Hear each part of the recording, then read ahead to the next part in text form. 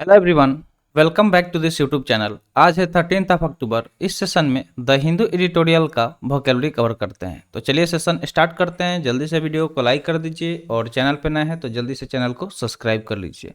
तो चलिए आज का सेशन शुरुआत करते हैं एक मोटिवेशनल लाइन के साथ। इसमें बताया गया है कि अच्छे रिजल्ट पाने के लिए बातों से नहीं रातों से लड़ना पड़ेगा। तो सिर्फ बात बोलने से कुछ नहीं होने वाला है कि ये कर देंगे वो कर देंगे। जब तक आप रात रात भर मेहनत नहीं करेंगे, जग के पढ़ाई नहीं करेंगे, तब तक आपका रिजल्ट अच्छा नहीं आने वाला है। तो रिजल्ट लाने के लिए आपको बात तो नहीं बनाना है, रात रात भर मेहनत करना है और जो भी सिलेबस है उसको फोकस करके उस पर अच्छे से पढ़ाई करना है। रील्स, वेब सीरीज, मूवीज़ वगैरह देखना बंद कर देना है। ठीक है, तो चलिए देखते हैं आज का सेशन। सबसे पहला वर्ड दिया गया है कॉम्पनसेशन। कॉम्पनसेशन की बात करें तो ये नाउन की तरह काम कर रहा है क्योंकि लास्ट में आई एन आया है। अगर इसके मीनिंग की बात करें तो इसका मीनिंग होता है something typically money awarded money awarded to someone in recognition of loss, suffering और इंजरी। तो देखिए कॉम्पनसेशन मतलब होता है मुआवजा। जैसे मान लीजिए कि किसी के साथ कुछ गलत हो गया, ठीक है। जैसे मान लीजिए कि किसी का घर जल गया आग में, ठीक है। आग में जल गया या किसी के साथ कोई एक्सीडेंट हो गया तो सरकार क्या करती है, उसको मुआवजा देती है, मतलब कुछ पैसे देती है ताकि जिसके वजह से जो उसका फैमिली है अपना भरण पोषण कर सके। तो उसको ही कंपनसेशन बोला जाता है, जिसका हिंदी मीनिंग मुआवजा हो जाएगा। अगर सिनोनिम्स की हम बात करें तो इसका सिनोनिम्स क्या हो जाएगा, अलाउंस हो जाएगा, बेनिफिट हो जाएगा, बोनस हो जाएगा या फिर कवरेज हो जाएगा। ठीक है, अलाउंस, बेनिफिट, बोनस या फिर कवरेज। तो ये सारा क्या हो गया, इसका सिमिलर वर्ड हो गया। अगर एंटोनिम्स की बात करें तो डेप्ट। डेप्ट मतलब कर्ज होता है, हर्ट मतलब चोट पहुंचाना, लॉस मतलब नुकसान और पेनाल्टी। पेनाल्टी मतलब क्या होता है कि उल्टा उससे ले लेना, ठीक है, उल्टा उससे ले लेना, उसको पेनल्टी बोलते हैं हम। तो ये सारे अपोजिट वर्ड हो गए। तो कंपनसेशन मतलब समझ में आ गया होगा। तो इसका मतलब यही होता है ना कि मान लीजिए कि बहुत बार ऐसा होता है कि जैसे आप रोड पे देखते हैं किसी का एक्सीडेंट हो गया तो गवर्नमेंट उसको कुछ पैसे प्रोवाइड करती है। या फिर कोई भी नेचुरल डिजास्टर तो बहुत ज़्यादा होता है, बाढ़ आ गया, लैंडस्लाइड हो गया, भूकंप आ गया, इसमें लोगों को बहुत ज़्यादा क्षति होता है। तो जिसमें गवर्नमेंट क्या करती है, बहुत ज़्यादा सपोर्ट करती है, कंपनसेशन देती है, यानी कि कुछ पैसे देती है एज ए अवार्ड या फिर एज ए लॉस वगैरह होता है तब। तो देख सकते हैं पिक्चर में क्या किया जा रहा है कि कुछ पैसे दिया जा रहा है दूसरे पर्सन को। तो जिसे दिया जा रहा है उसे क्या हो रहा है, कॉम्पनसेशन बोला जाएगा। समझ गए पिक्चर के थ्रू। आगे बढ़ते हैं सेकेंड वर्ड की तरफ। सेकेंड वर्ड है एस्टिमेटेड। एस्टिमेटेड यहाँ पे एडजेक्टिव की तरह काम कर रहा है। इसका मीनिंग होता है रफली कैलकुलेटेड। कोई हिसाब किताब है जिसे रफली कैलकुलेट किया गया है, ठीक है, उसको एस्टिमेटेड बोलते हैं। क्या बोलते हैं, एस्टिमेटेड बोलते हैं। अनुमानित इसका हिंदी मीनिंग हो जाएगा। जैसे मान लीजिए कि आपका बर्थडे आ रहा है, ठीक है, चाहे आपका आज बर्थडे है, मान लीजिए जिसका है उसको हैप्पी बर्थडे। तो क्या करेगा, मान लीजिए कि वो अगर उसको पार्टी देना है तो वो पहले हिसाब करेगा कि मेरे 5 दोस्त हैं, घर में 7 आदमी हैं। इस तरह अब वो अपना पूरा कैलकुलेट कर लेगा। लगभग सब मिला के मान लो कि 20 आदमी आ गया टोटल। तो सोचेगा कि पर हेड अगर हमें 200-200 रुपया खर्चा करना है तो कितना हो गया,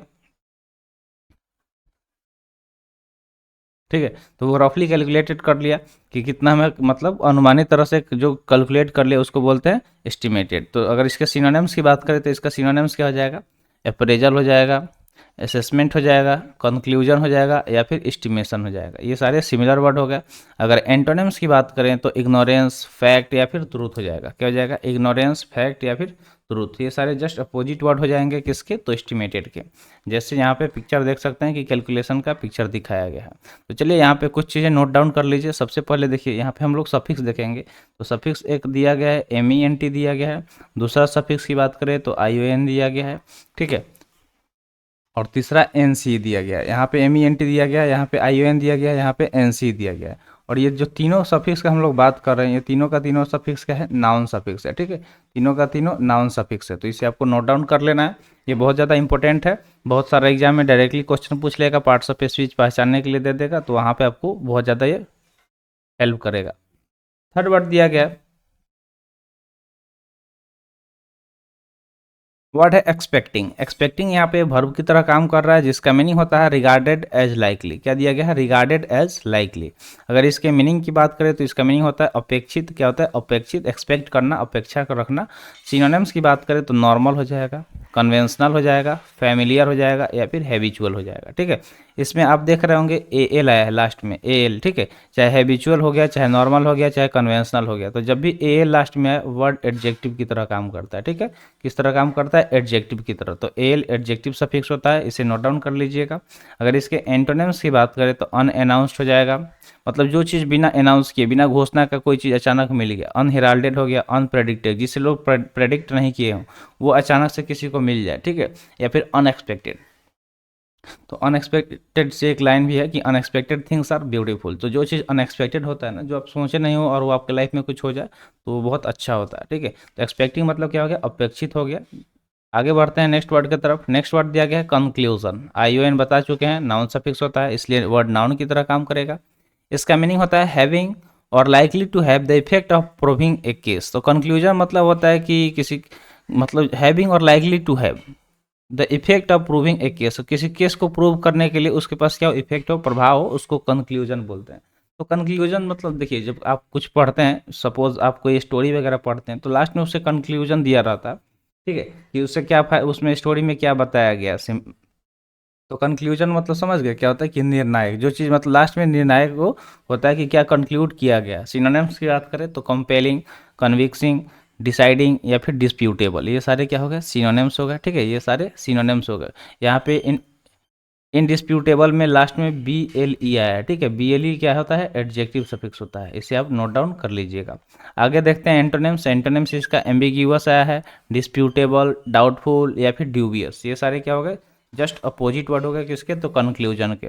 अब यहाँ पे भी कुछ चीज़ें नोट डाउन करने का है, एक जैसे OUS हो गया और एक BLE तो बताए दिए, तो OUS भी क्या होता है, एडजेक्टिव सफिक्स होता है, ठीक है। चलिए एक पिक्चर देख के वर्ड को समझते हैं। तो द एंड मतलब कंक्लूजन मतलब क्या होता है, कि जो चीज़ जो समाप्त हो गया उसको लास्ट में कंक्लूड करके बता दिया जाता है, उसको बोलते हैं कंक्लूजन। अगला वर्ड दिया गया है कॉम्प्रिहेंसिवली। कॉम्प्रिहेंसिवली के लास्ट में LY आया है। LY से आपको याद रखना है कि ये दोनों तरह से काम करता है, एज ए एडजेक्टिव भी काम करता है और एज ए एडवर्ब भी काम करता है। एडजेक्टिव कब करता है, जब नाउन के साथ LY लगाओ, ठीक है, वर्ड नाउन हो और उसमें LY लगा दिया गया तो एडजेक्टिव की तरह काम करेगा। और ऑलरेडी एडजेक्टिव हो और उसमें LY लगा दिया जाए तो वो क्या हो जाएगा, एडवर्ब की तरह काम करेगा, ठीक है। तो ये LY क्या है, एडजेक्टिव और एडवर्ब दोनों सफिक्स के लिए काम करता है, यहाँ पे एडवर्ब की तरह काम कर रहा है, ठीक है। इसके मीनिंग की बात करें तो इसका मीनिंग होता है इंक्लूडिंग और डीलिंग विथ ऑल और नियरली ऑल एलिमेंट और एस्पेक्ट्स ऑफ समथिंग, मतलब कोई चीज़ जिसमें सारे चीज़ को डील किया गया हो, सब कुछ अच्छे से बताया गया हो, जो भी एलिमेंट उसमें आ रहा हो, सारे एस्पेक्ट्स जो भी उसके पहलू वगैरह हो, उसको कम्प्रिहेंसिवली बोलते हैं। जैसे अब जब आप क्लास देखते होंगे तो मान लीजिए कि ऑनलाइन आजकल बहुत सारा क्लास चल रहा है, तो कम्प्रिहेंसिव बैच लिखा रहता है, ठीक है, कम्प्रिहेंसिव बैच। तो कम्प्रिहेंसिव बैच का मतलब क्या हुआ, कि उसमें सब कुछ इंक्लूड रहेगा, ये टोटल A to Z बढ़िया तरीके से बताया जाएगा, समझिए।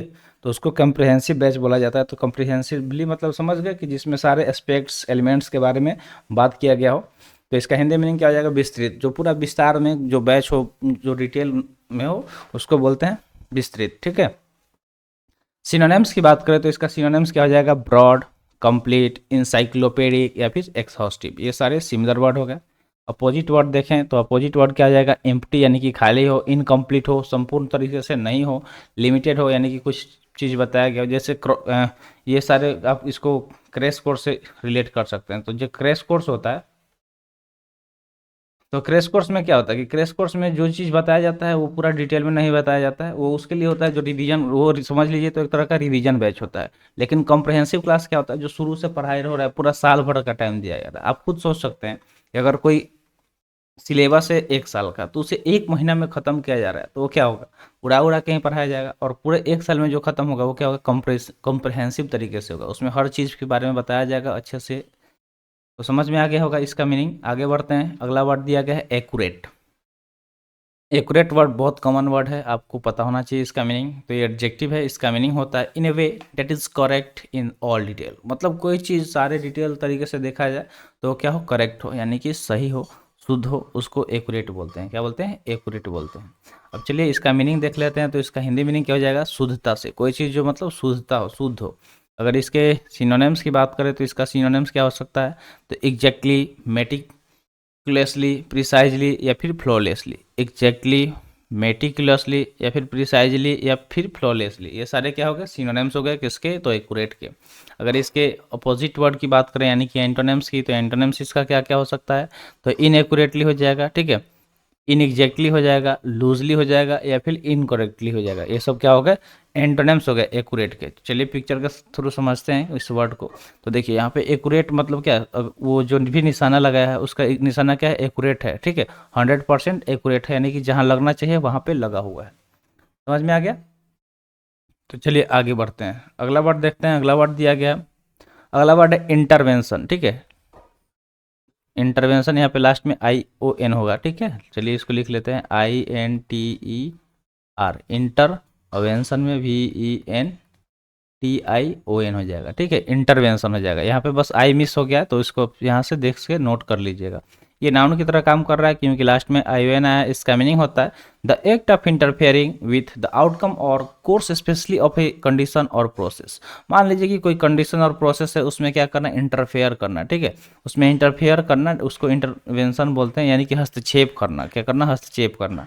अगर इसके सिनोनिम्स की बात करें तो इंटरफेरेंस, मेडिएशन, आर्बिट्रेशन, ये सारे क्या हो गए, जस्ट सिमिलर वर्ड हो गए किसके, तो इंटरवेंशन के। यहाँ पे देखिए NCE आया है, यहाँ पे ION आया है, तो ये सब के सब क्या है, नाउन सफिक्स है, ठीक है, ये दोनों के दोनों क्या है, नाउन सफिक्स है।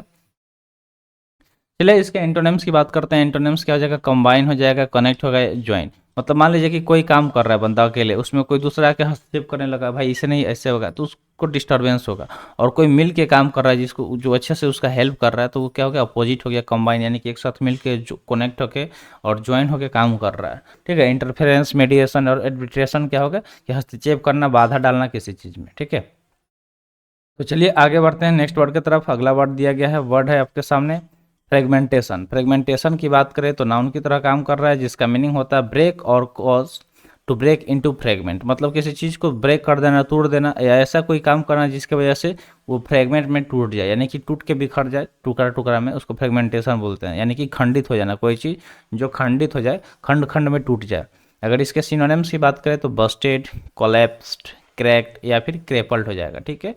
अगर इसके एंटोनिम्स की बात करें तो परफेक्ट, अनब्रोकन, कंप्लीट या फिर कनेक्टेड हो जाएगा। ये सारे क्या हो गए, जस्ट अपोजिट वर्ड हो गए। जैसे यहाँ पे देख सकते हैं कि एक स्टैचू का फिगर दिखाया गया। स्टैचू मतलब क्या होता है, स्टैचू मतलब होता है मूर्ति। क्या होता है, मूर्ति। तो मान लीजिए कि जब मूर्ति पुराना हो जाएगा धीरे धीरे, तो अलग अलग वेदर कंडीशन में अगर रहेगा, कभी धूप कभी बारिश, तो धीरे धीरे क्या होता है, वो इस तरह से खंडित हो जाता है, फूट जाता है, ठीक है। या कोई चीनी मिट्टी का जो कोई भी बर्तन वगैरह होता है, जो कप जिसमें लोग चाय वगैरह पीते हैं, या फिर कांच का जो होता है, हाथ से छूटते क्या होता है, वो पूरा फ्रेगमेंटेड हो जाता है, यानी कि ब्रेक हो जाता है छोटे छोटे पार्ट्स में, उसको फ्रेगमेंटेशन बोलते हैं, ठीक है। नेक्स्ट वर्ड की बात करें तो नेक्स्ट वर्ड है डिलेइंग। डिलेइंग यहाँ पे वर्ब की तरह काम कर रहा है। जब भी आप मैच देखते होंगे, क्रिकेट मैच तो सबको ही देखता है, चलिए कमेंट सेक्शन में कमेंट करिएगा अपने अपने फेवरेट क्रिकेटर का नाम, ठीक है।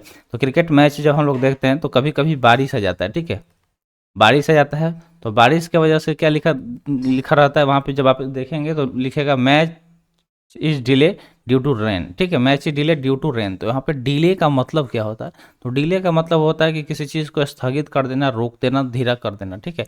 तो मेक समवन और समथिंग लेट और स्लो। अब बारिश हो रहा है तो बारिश में तो मैच खेल नहीं सकते हैं, बॉल का स्पीड बढ़ जाएगा, कभी कंट्रोल के बाहर हो जाएगा, प्लेयर ग्राउंड में फिसलने लगेंगे, भाग नहीं पाएंगे सही से, तबीयत भी खराब हो सकता है। तो इसलिए उसको क्या किया जाता है, बहुत सारे कंडीशन हो सकते हैं बारिश की वजह से, तो जिस वजह से उसको डिले कर दिया जाता है, रोक दिया जाता है। जब कंडीशन सही हो जाता है बारिश का, उसके बाद पिच को फिर सुखाया जाता है, तब क्रिकेट मैच शुरू किया जाता है। तो डिलेइंग मतलब क्या हो गया, विलम्ब कर देना, किसी चीज़ में विलम्ब कर देना।